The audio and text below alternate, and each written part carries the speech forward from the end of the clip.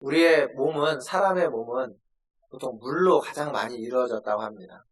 어렸을 때는 아이들 같은 경우는 훨씬 더 물의 비중이 높고 나이가 들어갈수록 이게 조금씩 감소된다고는 하지만 그래도 70% 전후, 적으면 60%대 아니면 7, 80%가 인간의 몸이 물이라고 합니다.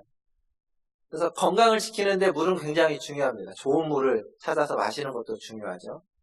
좋은 물에 대한 광고도 굉장히 많은 것 같습니다. 물의 종류가 많다는 얘기죠. 뭐 천연 안반수도 있고 이온수, 알칼리수, 그리고 이제 오래전부터 또 이 교계 안에서는 성수라고 생성수라고 하는 그런 것들도 있었습니다. 근데 이게 물 자체의 근원에 따라서 다르는 물의 종류도 있지만 물은 똑같은데 그 물이 다양한 얼굴로 나타나는 경우도 있습니다. 보통 물은 천의 얼굴을 가졌다라는 말도 쓰기도 합니다. 사진을 하나 볼 텐데 물의 결정체 사진입니다.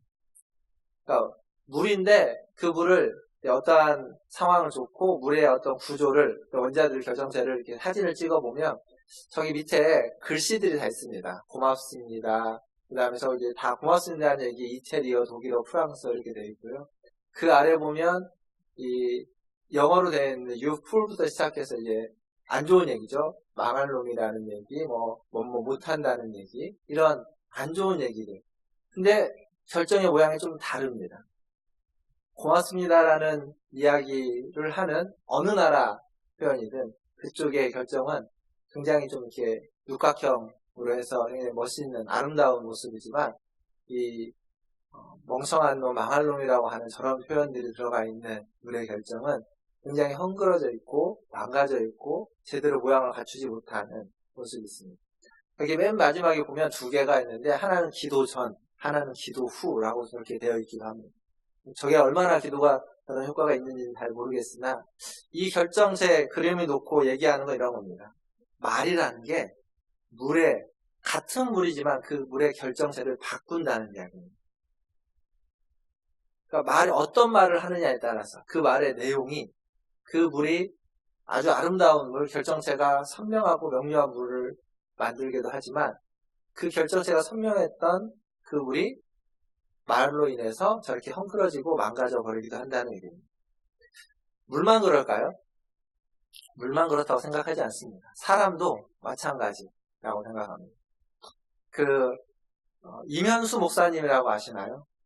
북한에 한 2년 7, 8개월 정도, 3년 가까이 억류되었다가 풀려나신 목사님이십니다. 뭐 옛날 얘기가 아니라 한 1, 2년 전쯤 얘기인 것 같은데요. 그 목사님이 북한에서 억류되어 있었던, 감옥에 갇혀 있었던 이야기를 이제 하신 얘기가 있는데, 거기에 보면 그분이 그 감옥에 있는데, 감옥에 있는 동안 많은 간수들이 있지 않습니까? 그 간수들 중에 유독 이렇게 말을 심하게 하는 사람이 있었답니다. 굉장히 심한 폭력적인 언어를 쓰는 사람이 있었는데 그 사람으로부터 계속 그런 말을 듣다 보니까 이게 너무 힘들더라는 거죠.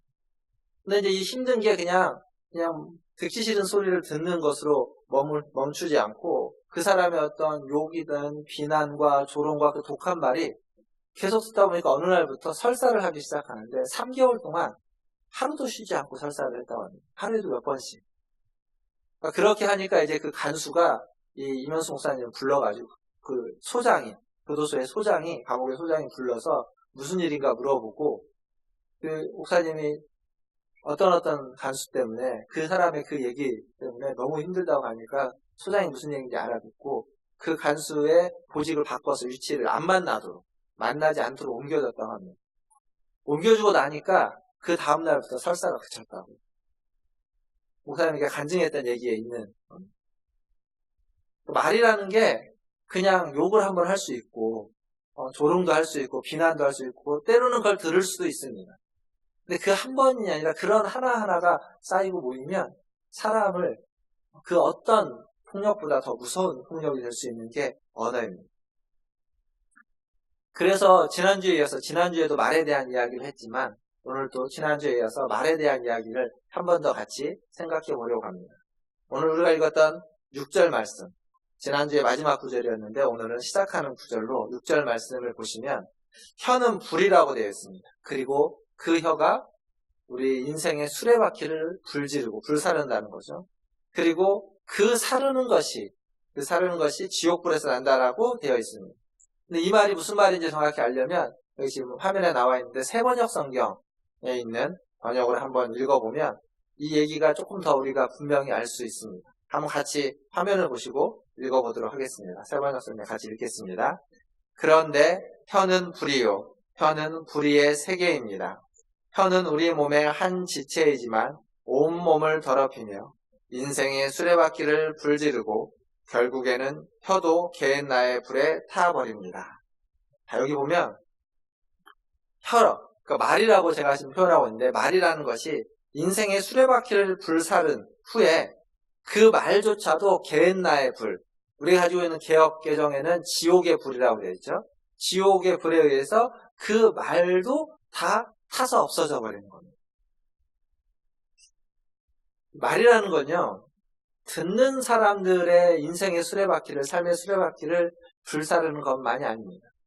말을 하는 사람의 인생의 수레바퀴도 불살라 버립니다. 그러니까 말은 그냥 듣는 사람들만 힘들게 하고 어렵게 하는 것이 아니라 말을 하는 자신, 오늘 우리가 읽었던 6절을 보면 자신을 더럽히기도 하고 또 자신의 인생도 불사르게 합니다. 그런데 그렇게 무지막지하고 무서운 말들이 결국에는 그 말도 지옥불에서, 게헨나의 불에서 다 없어져서 한 줌의 재밖에 남지 않을 만큼 아무것도 아닌 겁니다. 그렇게 놓고 보면 아무것도 아닌 말에 의해서 다른 사람의 인생이 망가지고 나의 인생이 망가지고 내가 더러워진다는 겁니다.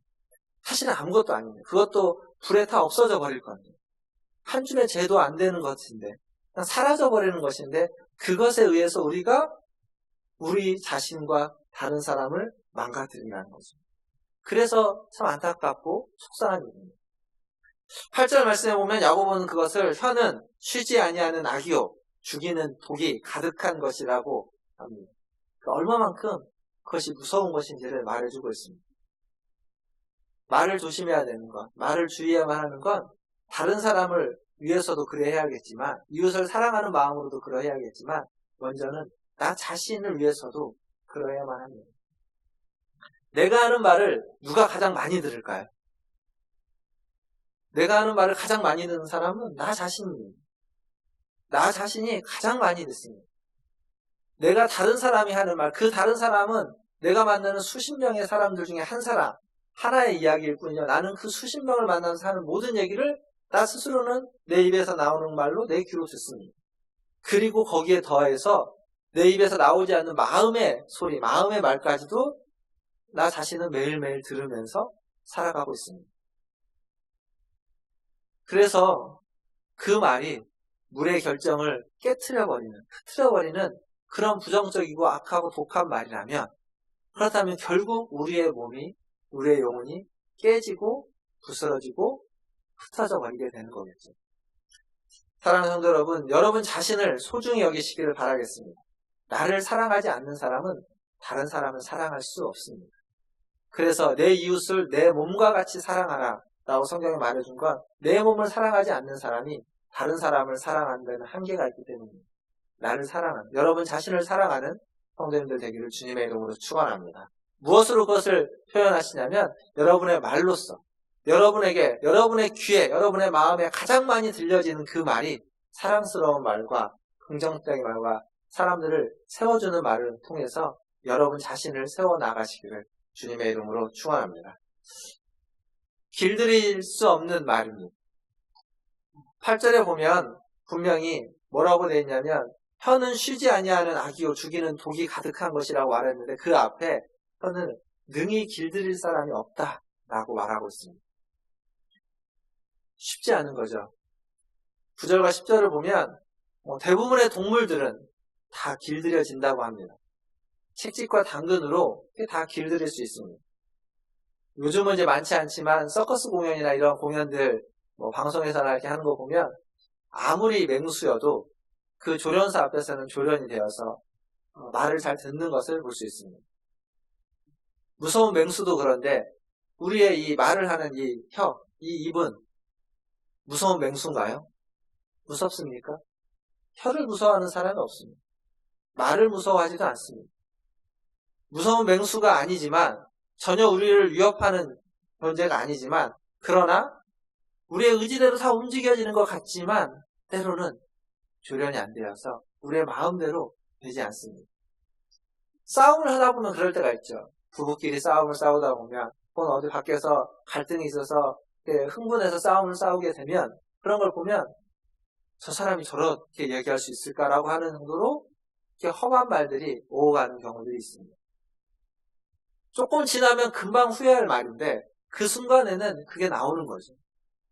제어가 안 되는 겁니다. 조련이 안 되어 있는 겁니다. 길들일 수 없는 것입니다. 한 가지 조언을 하자면, 그런 이 말을 우리가 길들이는 방법까지는 모르겠지만, 조언을 하자면, 일단은 그럴 때 우리의 입을 닫는 겁니다. 말을 하지 않는 거죠. 침묵하는 거. 어쩌면 그게 그 순간에 우리가 악한 것을 모면할 수 있는, 극복할 수 있는 길이 아닐까 생각합니다. 한 수도사에게 한 여인이 찾아왔습니다. 그 여인이 찾아온 이유는 부부싸움을 너무 심하게 하는 겁니다. 부부싸움을 너무 심하게 해서 도대체 자기는 어떻게 이 문제를 해결해야 될지 그 수도사에게 지혜를 구하여 왔습니다. 그 수도사가 뭐라고 이야기하냐면, 그 우물에서 물을 이렇게 떠서 주면서 이 물을 가지고 와서 남편이 자기에게 심한 말을 했을 때, 싸워야 되는 그 순간에 이 물을 마시라. 마시는데 삼키지 말고 입에다가 머금고 있어요. 그렇게 하라고 하는 얘기를 듣고 이 부인이 가서 그렇게 했습니다.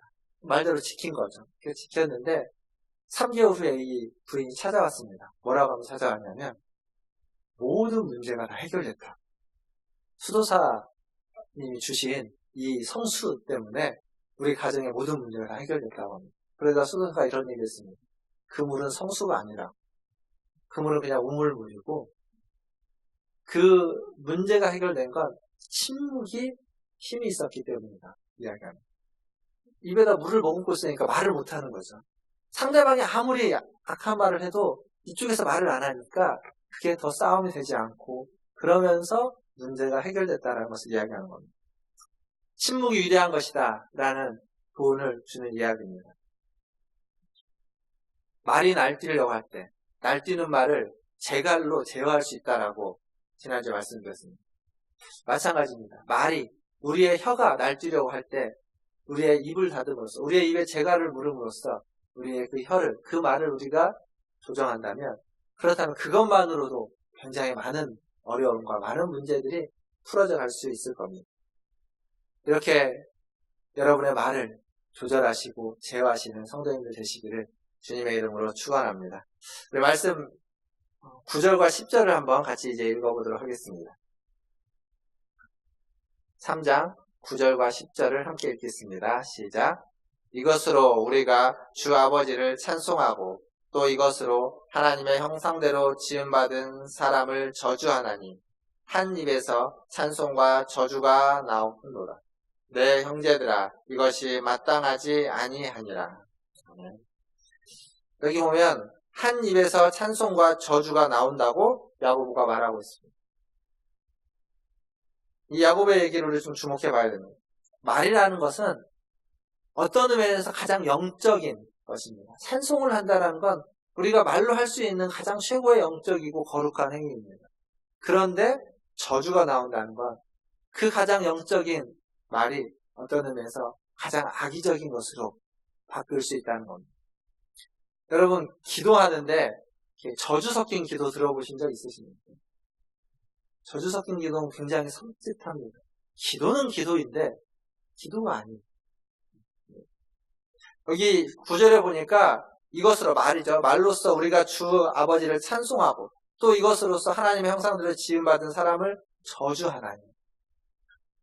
똑같은 말인데 하나님을 찬송하고 사람을 저주한다? 근데 어떤 사람이냐? 하나님의 형상대로 지음받은 사람. 하나님의 형상대로 지음받은 사람을 저주한다는 하나님을 저주하는 것과 같은 겁니다. 일단은 이 말이라는 건 무서운 것이죠. 이 말에는 이 이중적인 게 담겨져 있습니다. 가장 경건할 수 있는 게 가장 불경건하기도 하는 겁니다. 그 사과 박스가 있죠. 사과를 박스에 담아놓고 이제 팔게 된다면 그 박스 안에 아주 맛있는, 탐스럽고 맛있는 사과가 많이 있습니다. 그런데 거기에 썩은 사과가 한 서너 개 섞여 있으면 팔 수 있을까요? 없을까요? 팔면 되는 건가요? 안 되는 건가요? 박스에 팔 수 없는 거죠. 풀어서 낱개로는 팔 수 있을지 몰라도 박스에는 팔 수 없습니다. 그 안에 아무리 좋은 사과가 다수가 있다고 할지라도 그 썩은 사과가 있는 사과 박스를 우리가 좋은 사과가 들어있는 박스라고 하지 않습니다. 썩은 사과 박스라고 합니다. 좋은 사과가 있지만 좋은 사과만이 아니라 썩어있는 사과가 있기 때문에 썩어있는 사과 때문에 그 박스 안에 그 박스는 썩은 사과가 있는 박스가 되어버리는 겁니다. 한 입으로 찬송과 저주를 한다. 그건 당연한 게 아닙니다. 그래서는 안 되는 거죠. 내가 입으로서 말을 하는데 악한 말과 독한 말과 저주의 말보다는 찬송과 좋은 말과 선한 말을 많이 한다고 괜찮은 게 아니라는 겁니다.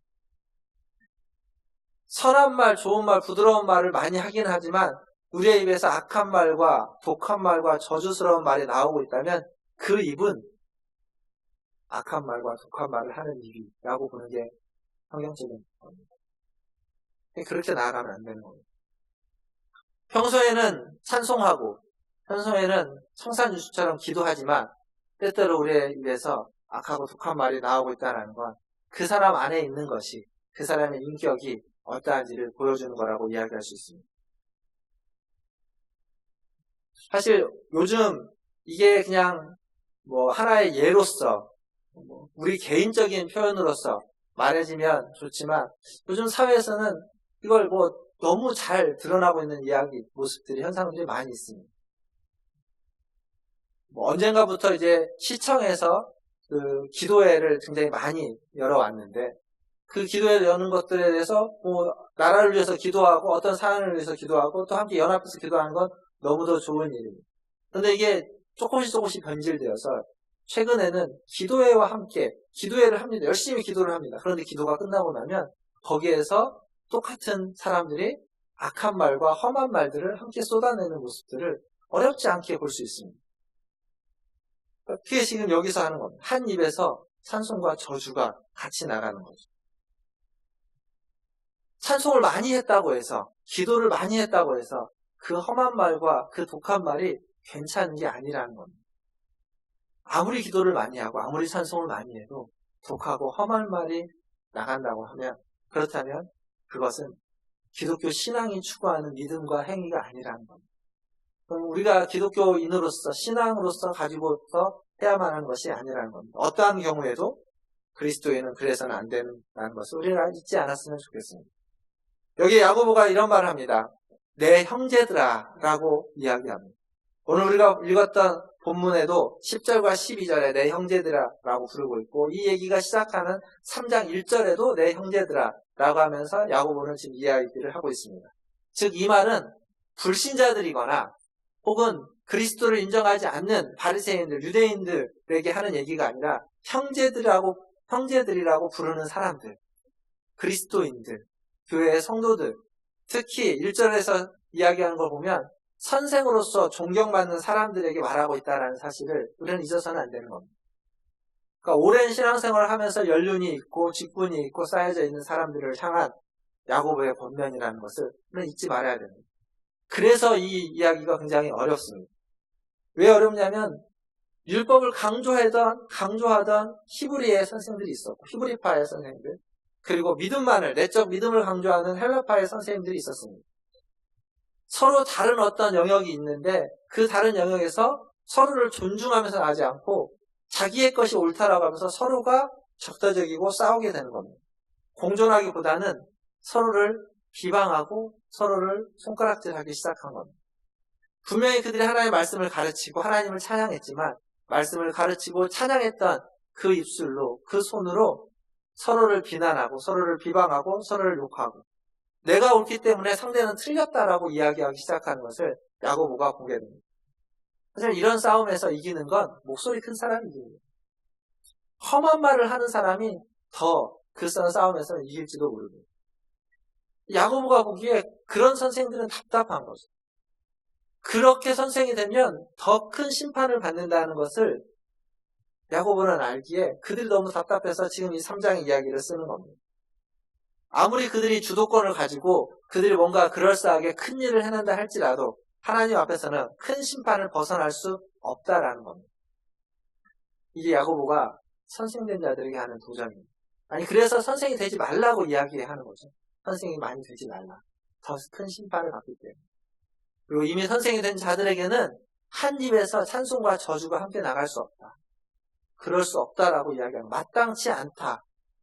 그럼 무슨 얘기일까요? 찬송을 하지 말라는 얘기입니까? 아니죠. 저주의 말을, 저주를 제거하라는 겁니다. 저주를 하지 말라는 겁니다. 비난하고 하지 말라는 겁니다. 사랑하는 성도 여러분, 여러분의 입에서는 어떤 말이 주로 나오고 있습니다. 우리의 입에서 찬송과 저주가 섞여서 나오고 있지는 않습니까?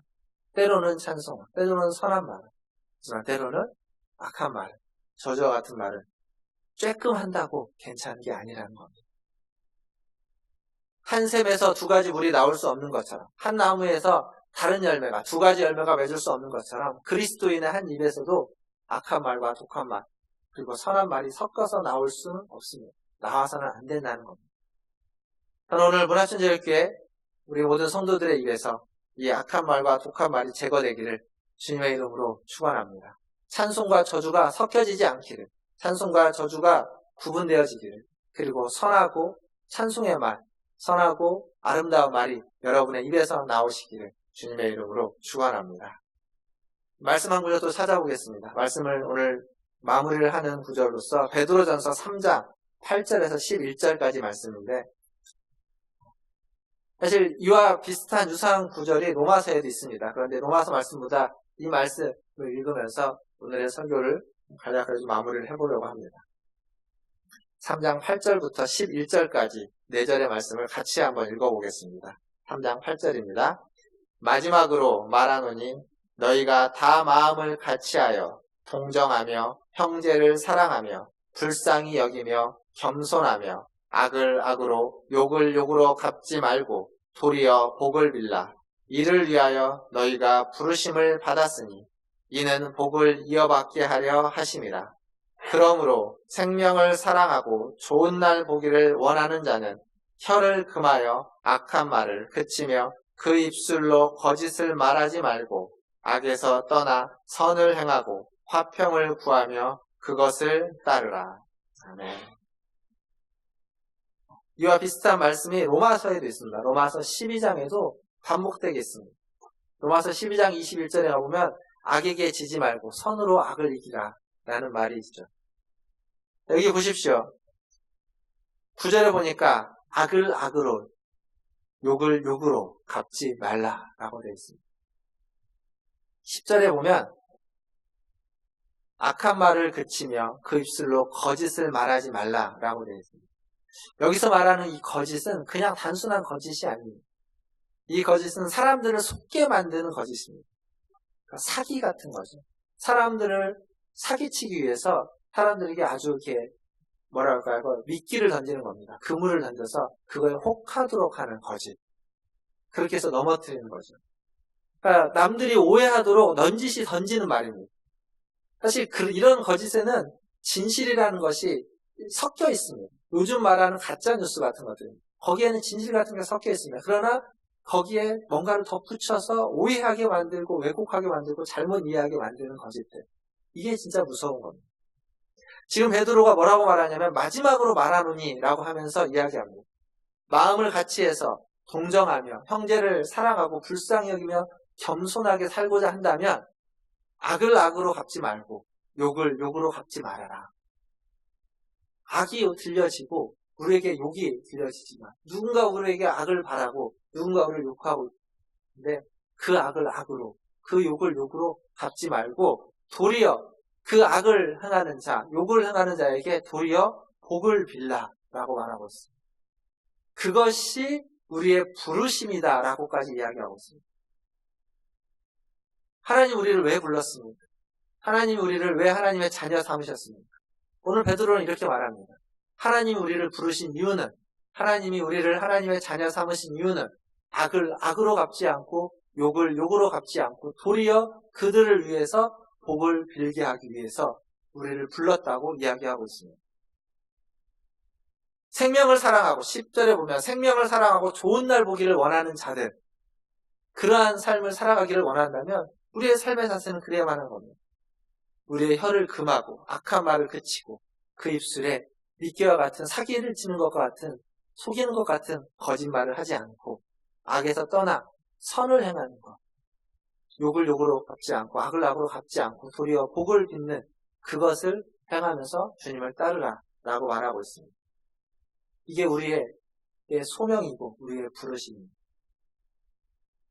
사랑하는 성도 여러분, 복을 이어가고 싶으십니까? 여러분이 받은 복을 쭉 이어서 계속 받기를 원하십니까?